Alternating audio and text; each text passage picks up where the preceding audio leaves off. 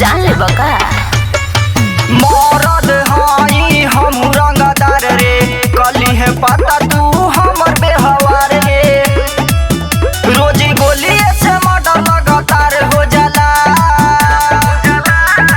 अरे तो सुना ना मिनटों ना लगे शहर जाम हो जाला जहाँ खड़ा पसवान हो जाला मिनटों ना लगे शहर जाम हो जाला जहाँ खड़ा पसवान हो जाला।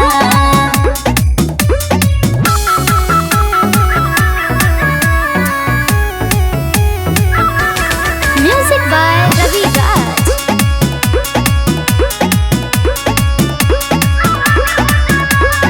चारों ओर फैलल बा हमर गुंडागर्दी कबला के दम बा रंगदारी हमसे कर दी। काहे हो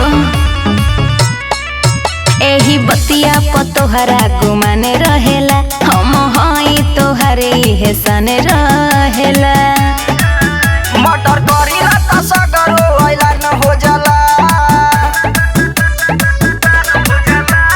मिनटों ना लगे शहर जाम हो जाला जहाँ खड़ा पसवान हो जाला मिनटों ना लगे शहर जाम हो जाला जहाँ खड़ा पसवान हो जाला।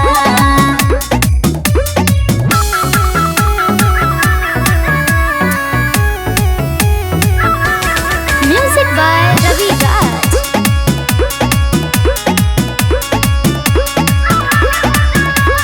मंटू जी दी हरिओम के बसात हो जदी बोली तो दे हम ओकरा के काट हो।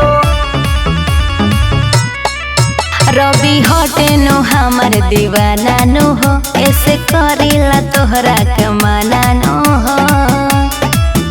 जहाँ खार होइला वो हमारे धार हो जाला। तो सुना बोला मिनटों ना लगे शहर जाम हो जाला जहाँ खड़ा पसो